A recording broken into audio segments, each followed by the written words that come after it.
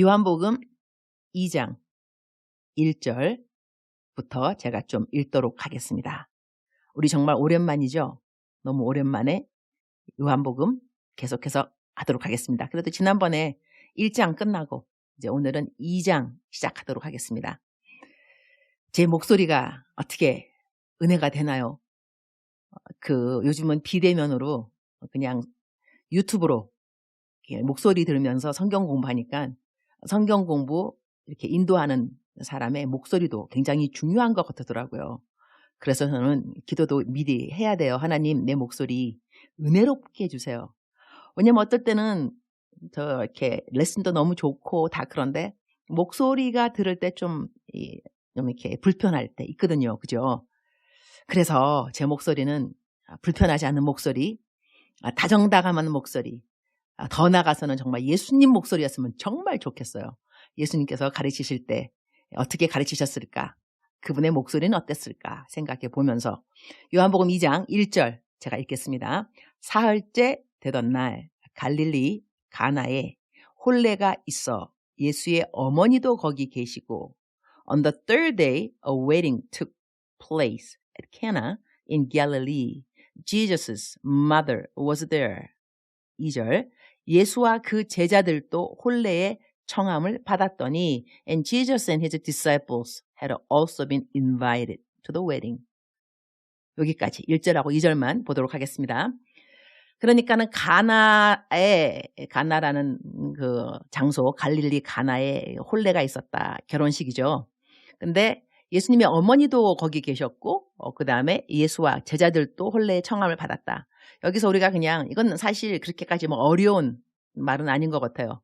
들을 때 어렵게 들려지고 뭐 꼭 난해 구절이라서 설명해야 되는 건 없지만 우리가 좀 일반 상식처럼 적용해 본다 한다면 예수님도 결혼식에 가셨다는 것이죠. 너무 쉬운가요? 예수님도 결혼식에 가셨고 예수님의 제자들도 결혼식에 갔고 결혼식이라는 것은 우리 인생에 참 중요한 일 중에 하나죠. 장례식에 꼭 가는 거 중요하고 결혼식에 그러니까 사람이 기쁠 때 함께 기뻐하고 슬플 때 함께 슬퍼하는 것이 기쁜 거는 이렇게 결혼식 같은 거 기쁜 거죠. 장례식 슬프죠. 우리가 예수님 믿는 사람들은 예수님 잘 믿기 때문에 장례식도 안 가고 슬픈데 안 가고 그다음에 결혼식도 안 간다. 나는 그 시간에 성경 읽겠다. 그다음에 뭐 그 사람을 위해서 기도해 주겠다. 내가 꼭 안 가더라 하도록. 그렇게 우리가 삶을 살면서 자기 나름대로 살아가는 관계를 어떻게 맺는가 각자의 초이스이겠는데요. 예수님을 본받아 살아가는 사람이라고 한다면 예수님도 결혼식에 가셨다. 이것을 우리가 일반 상식으로 좀 접목해서 생각할 수 있는 것 같습니다. 그러니까 성경 읽기 때문에 너무 바빠서 결혼식도 못 가고 그러면 안 될 것 같고요. 갈 수 있는 결혼식들은 갔으면 좋겠습니다. 갈 수 있는 장례식 가면 좋겠고 이거 꼭 그런 것보다는 내가 그 사람과 함께 있다 하는 그런 뜻이 되겠죠. 그래서 여기서 1절과 2절에 그냥 삶의 적용은 예수님도 결혼식에 가셨으니 나도 사람들이 기뻐하는 곳에 함께 있어주고 슬퍼하는 곳에 함께 있는 것이 좋겠다라고 삶에 적용한다면 건강한 것 같습니다. 3절 포도주가 떨어진지라 예수의 어머니가 예수에게 이르되 저들에게 포도주가 없다 하니 When the wine was gone, Jesus' mother said to him, They have no more wine. 포도주가 떨어졌다는 것은 굉장히 뭐랄까 심각한 상황이죠. 왜냐하면 결혼식에 얼마나 중요한 마시는 드링크 중에 하나가 물도 많이 마시겠지만 이 포도주라는 것은 그 연회에서 사람들이 즐기기 위해서 준비된 드링크이잖아요. 그런데 그 포도주가 그 집에서 떨어졌다는 것은 이건 심각한 일이 아닐 수 없습니다. 지금은 잔치하러 사람들이 모였는데 잔치가 되기는커녕 그 사람을 욕을 바가지로 먹고 아니 잔치를 벌렸으면 연회를 했으면은 끝까지 포도주를 준비했었어야지. 이게 뭐야? 이러려고 나를 불렀어? 이렇게 한다면 어이구 큰일 나죠. 즐겁기 위해서 함께 즐거움에 동참해달라고 사람들을 불렀는데 예기치 않은 일이 생겨나게 되는 거겠죠. 우리도 그런 일 있잖아요. 나의 그 본의 나의 동기 이런 것은 좋은 거였지만 어떻게 그 상황이 가다 보니 사람들에게 더 오해를 받게 되기도 하고 칭찬보다는 더 혼이 난다거나 이렇게 억울할 정도로 또 미국 말로 어큐즈라 그러죠. 이렇게 문책당하고 그런 일이 있을 수도 있는데 이거는 제가 뭐랄까 이 포도주가 떨어진 거에 대해서 좀 너무 멀리 간 그러한 삶에 적용이 될 수도 있지만 하여튼 이 포인트는 뭐냐? 포도주가 떨어진다는 것은 심각한 상황이라는 것이죠. 우리 인생 가운데 즐거움 가운데서도 심각한 일은 생길 수 있다는 것. 여기서 예수의 어머니가 예수에게 이르되 그랬어요. 아니 예수님의 어머니는 아들인 예수님한테 말하면 하여튼 무슨 문제가 해결된다고 믿는 무슨 바가 있었는 것 같아. 그죠? 그런데 이 마리아가 예수님 잉태했을 때부터 마리아는 아주 특이한 경험을 한 여인이죠. 하나님의 아들, 자기 분명히 알 거 아니겠습니까? 남자랑 아무런 관계가 없었는데 어떻게 애가 생기는가. 이거는 miracle, 이건 기적 같은 일이다. 그러한 기적의 아기를 낳아서 지금까지 키웠습니다. 나이 30. 지금 예수님이 공생애를 시작했을 때가 30살이라고 했으니까는 30년 예수님을 키웠겠죠. 집에서 키우면서 예수님 다음에 또 다른 아들, 그다음에 자식들이 태어났습니다. 그들과 함께 비교하면서 이 예수님이 크는 성장하는 과정을 보았을 때 분명히 이 마리아에게는 이는 나의 육신의 그냥 아들이 아니라 성령으로 잉태되어서 하나님의 아들이구나. 하나님의 아들을 내가 내 집에서 지금 내 다른 자식들과 함께 키우고 있구나. 하나님의 아들이 분명하다는 그러한 사인과 확신은 30년 예수님을 키우면서 분명히 가졌으리라고 생각되어집니다. 그래서 포도주가 떨어졌는데 예수님한테 다가온 사람은 마리아였다는 것이죠. 그러면서 무하라고 포도주가 없다. They have no more wine이라고 말을 예수님께 했다는 것이 여기가 포인트가 됩니다. 다른 사람에게 한 것이 아니라 예수님께 어머니가 와서 포도주가 없다. 그러니까는 문제의 핵심을 자기 아들, 당신 아들에게 말하는 겁니다. 우리가 지금 문제가 있다. 여기도 이 삶에 적용을 한다면 우리에게 문제가 있을 때 우리는 어디로 가야 되는가? 예수님께로 가야 된다는 것이죠. 문제가 있다면 예수님께로.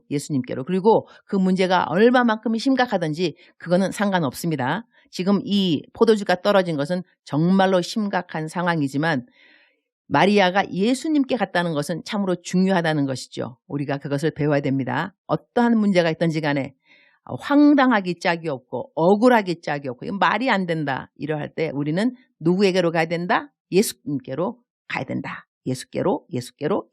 오케이? 자, 그 다음에 4절입니다. 4절에 예수께서 이르시되 여자여 나와 무슨 상관이 있나이까? 내 때가 아직 이르지 아니하였나이다. Dear woman, why do you involve me? Jesus replied, My time has not yet come. 여기서 한국말로는요. 예수께서 이르시되 여자여 그래가지고 많은 분들이 당황하기 쉽습니다. 아니 어머니한테 여자여가 뭐예요? 여자여. 하지만 여기 영어 트랜슬레이션 참 잘 돼 있네요. Dear woman. 그러니까는 여자여 아마 우리가 원어를 잘 모르니까 여기서 어떠한 뉘앙스로 이 문자가 쓰여졌는가 잘 이해하기가 어렵고 그리고 한국말로는 여자여 그랬는데 사실 이때 이 여자여라는 번역보다는 아마 여사님 이렇게 됐으면은 더 원어에 가깝지 않았을까 싶기도 합니다. 그러니까는 여자여 낮추어서 어머니를 말한 것이 아니라 높여서 여인이시여 여사님 이렇게 높여서 말했다고 이해하게 되면은 예수님이 하신 여자여라는 그 호칭에 그렇게 큰 부담은 없을 것 같습니다. 나랑 무슨 상관이 있나이까 뜻은 지금 내가 이 와인을 만들어야 되겠습니까? 물론 만들 수 있으시겠죠. 하나님의 아들이니까. 그런데 나를 이 일에 지금 involve 관계하게 하지 말라. 관여하도록 하지 말라라. 나랑 무슨 상관이냐. 내 때가 아직 이르지 아니하였다. 내 때라는 것은 지금 내가 만약에 예수님이 와인을 만들었다. 물로 그러니까 와인이 떨어졌는데 예수님께서 어떻게 물로 만드시든지 어떻게 하든지 간에 와인이 탁 생겨났다. 따라 기적 같은 일이 생겨났다. 그러면 사람들이 wow, who is this? 이 누구야? 어떻게 이런 일을 만들었지? 기적이잖아. 기적을 창출한 예수 그리스도. wow, amazing man. Who could that be? 이러한 남자, 이러한 사람은 도대체 누구야? 하나님의 아들 아닐까? 하나님이신가? 선지자인가? 여러 가지 이 좋은 쪽으로 어마어마한 그 히로, 영웅 이렇게 생각하게 되겠죠. 그러니까 예수님이 하는 말이 내가 그렇게 사람들에게 나타날 만한 그 때가 아직 이르지 아니하였다라고 말씀하시는 거죠. 아닌 게 아니라 지금 예수님 금방 제자들 만나서 제자들이랑 이제 그 결혼식에 가셨으니까 그렇게 막 큰 미럽고 사람들이 생각하는 기적 같은 일을 베푸신 것도 없고 그때 나사로가 죽었다가 일어난 때도 아니고 베드로가 물 위를 걸은 베드로, 물 위를 걸어오신 예수님 그런 경험이 있는 때가 지금 아니죠. 그야말로 첫 번째 기적이잖아요. 예수님께서 물을 포도주로 만드신 첫 번째 그 미러클. 근데 미러클은 이 기적인데 이 요한복음은 이것을 기적이라고 표현하지 않는다고 그래요. 사인이라고 사인, 표적. 왜냐하면 하나님의 아들인 예수님께 기적은 따로 없겠죠. 그러나 사람들에게 이 예수님이 누구이시다, 하나님의 아들이시다를 가리키는 표적, 사인. 우리가 왜 길 갈 때 사인 그 보드 있잖아요. 여기가 한국이라고 한다면 여기가 서울입니다. 서울에서 부산 가는 길입니다. 사인 있겠고 여러 가지 사인, 뭐 중국이라고 한다면 중국에는 또 어떻게 사인이 있을까요? 사실 제가 요한복음 이 강해라기보다는 그냥 구절 차례차례 내려가면서 삶의 적용도 이야기하고 또 성경 구절에 대해서 좀 난해한 부분이 있으면 설명하는 이유는 한국말로 대신 한국말 이거 요한복음을 강의하신 분이 많이 있습니다. 그래서 유튜브 들어가면 여러 목사님들의 강해를 들을 수가 있어요. 저도 그분들의 강해 설교 듣기도 하면서 제 이 요한복음을 준비를 해보는데 나름 생각되는 건 뭐냐면 이렇게 좋으신 분들 강해 설교 다 해놨는데 내가 딱히 해야 될 이유는 있을까 싶은데 제가 알기로는 제 이 요한복음이 중국말로 번역이 되고 있다는 것입니다. 중국말로 번역해서 막바로 그 강해 설교해 주시는 모든 번역팀들 진심으로 감사드립니다. 그리고 저의 묵상도 중국말로 번역돼서 낭송되는데 목소리가 엄청 예쁘더라고요. 와, 나도 그렇게 예쁘게 중국말로 할 수 있을까? 한국말로 어떻게 하고 있는지 잘 모르겠고요. 그런데 중국말 하시는 분 정말 목소리 예쁘세요.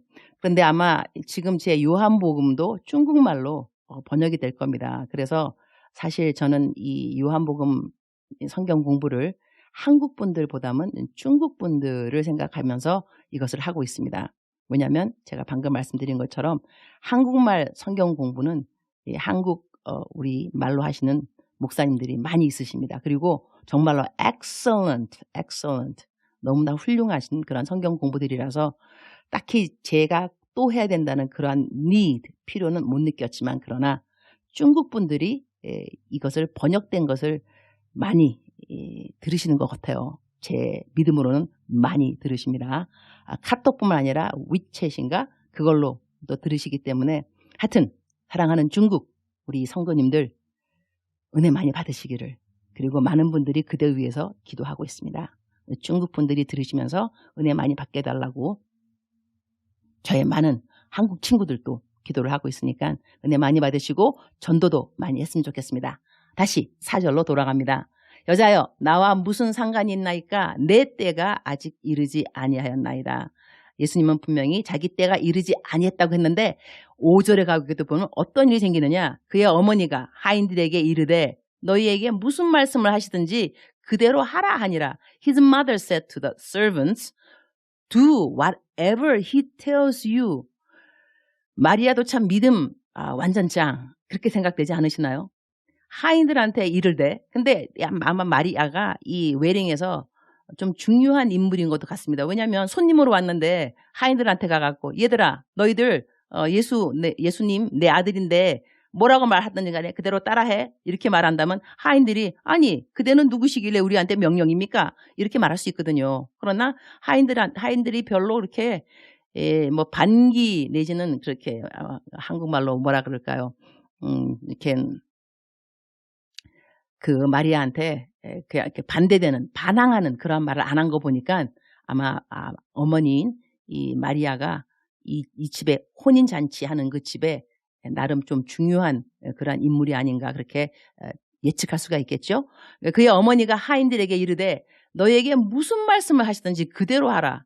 그러니까는 지금 마리아에게는 무슨 믿음이 있냐면 육신의 자기에게 지금 육신의 아들로 와서 하나님의 아들이지만 자기의 아들이 되어서 30년을 함께 지낸 예수님께서 무엇이라고 명령하든지 간에 뭐라고 말하면 그대로 되리라는 믿음이 마리아에게 있었다는 것입니다.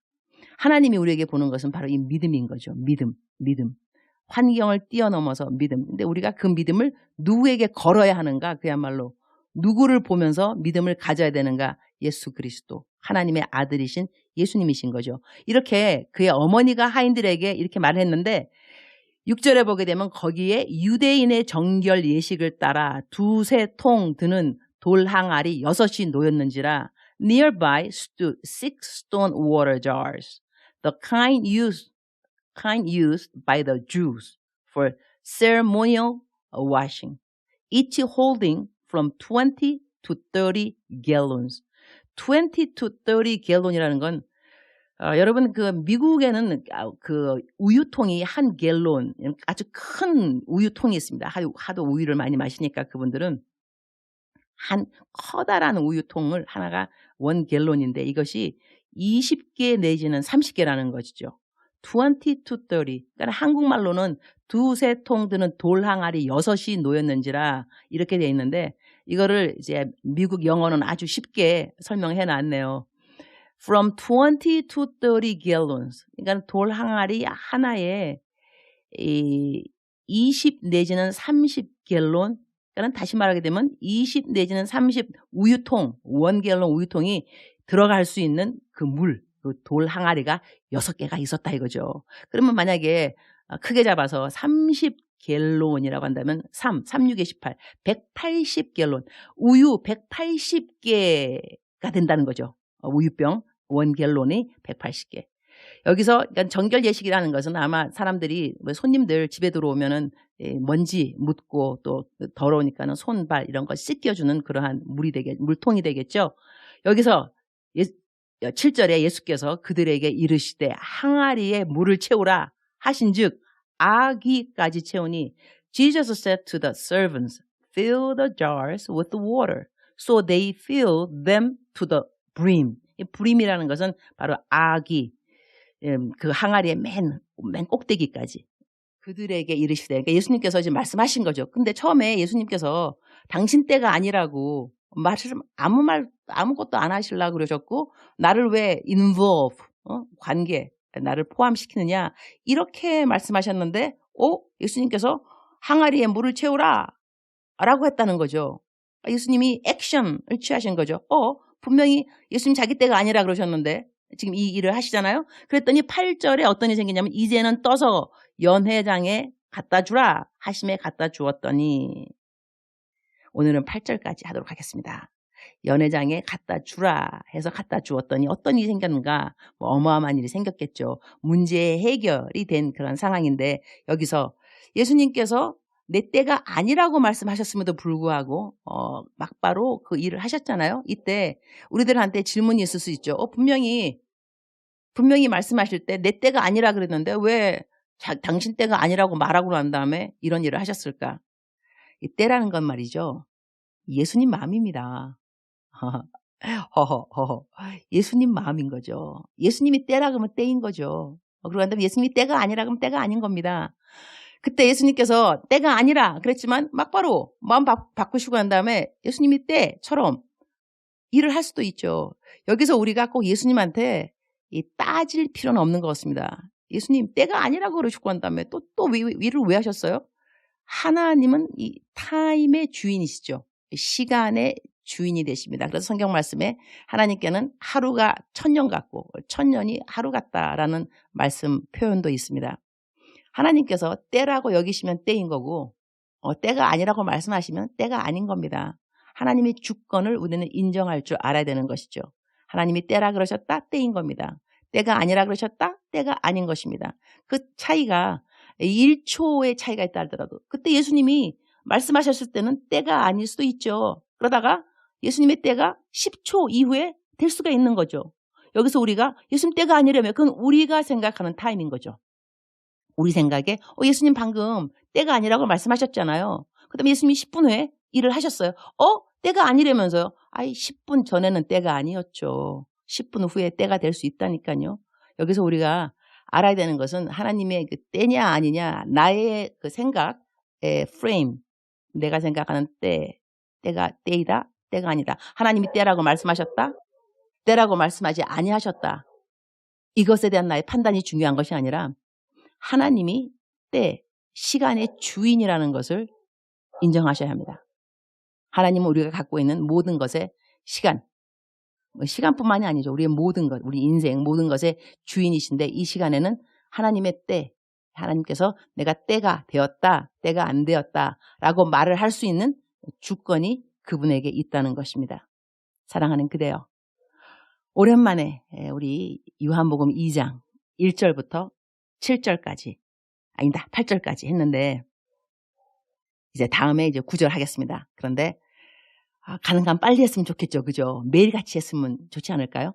제가 이것을 얼굴 대면이 아니라 비대면입니다. 비대면이라서 제가 그 하나님이 허락만 해주시고 제가 좀 부지런히 하면 매일 이 성경 공부를 할 수도 있을 것 같습니다. 그리고 그렇게 길지 않습니다. 오늘 조금 길었는데요.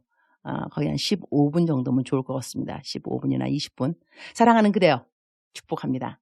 오늘 성경 공부가 그대에게 힘이 되고 지혜가 되고 또한 도움이 되고 기쁨이 되었으면 좋겠습니다. 특별히 우리 중국 성도님들 도움이 되었으면 좋겠습니다. 감사합니다.